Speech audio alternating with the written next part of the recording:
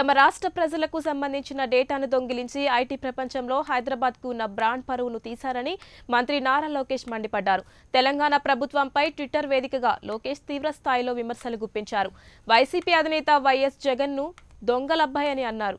కేసీఆర్ ఇస్తానన్న return gift ను గుర్తు చేస్తూ ఏపీ ఎన్నికలలో ప్రచారం చేయడం రిటర్న్ గిఫ్ట్ అనుకున్నామని, కానీ హైదరాబాద్లో ఉన్న తమ డేటాను దొంగిలించారని ఎద్దేవా చేశారు.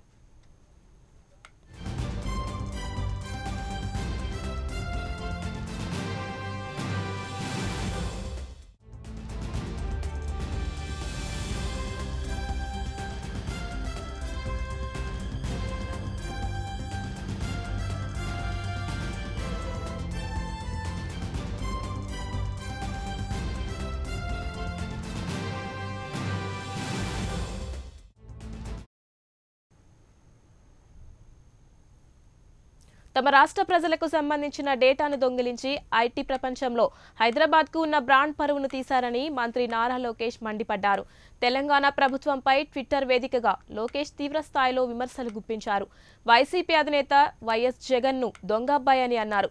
కేసీఆర్ ఇస్తానన్న రిటర్న్ గిఫ్ట్ ను గుర్తు చేస్తూ ఏపీ ఎన్నికలలో ప్రచారం చేయడం రిటర్న్ గిఫ్ట్ అనుకున్నామని, కానీ హైదరాబాద్లో ఉన్న తమ డేటాను దొంగిలించారని ఎద్దేవా చేశారు.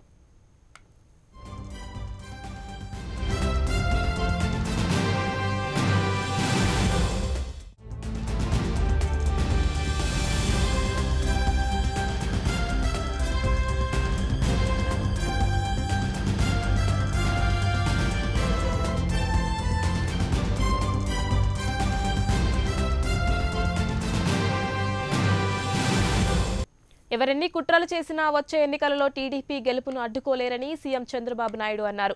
పలువురు పార్టీ నేతలతో టెలికాన్ఫరెన్స్ నిర్వహించిన సీఎం సైబర్ కుట్రలతో హైదరాబాద్ను అభద్రతలోకి నెట్టారని చెప్పారు. వ్యాపార కంపెనీలకు హైదరాబాద్లో భద్రత లేని దుస్థితి నెలకొందన్నారు.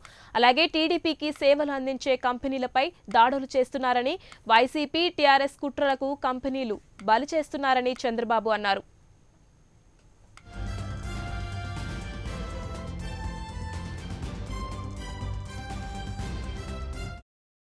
ఎవరెన్ని కుట్రలు చేసినా వచ్చే ఎన్నికలలో టీడీపీ గెలుపును అడ్డుకోలేరని సీఎం చంద్రబాబు నాయుడు అన్నారు. పలువురు పార్టీ నేతలతో టెలికాన్ఫరెన్స్ నిర్వహించిన సీఎం సైబర్ కుట్రలతో హైదరాబాద్ను అభద్రతలోకి నెట్టారని చెప్పారు. వ్యాపార కంపెనీలకు హైదరాబాద్లో భద్రత లేని దుస్థితి నెలకొందన్నారు. అలాగే టీడీపీకి సేవలు అందించే కంపెనీలపై దాడులు చేస్తున్నారని, వైసీపీ టీఆర్ఎస్ కుట్రలకు కంపెనీలను బదిలీ చేస్తున్నారని చంద్రబాబు అన్నారు.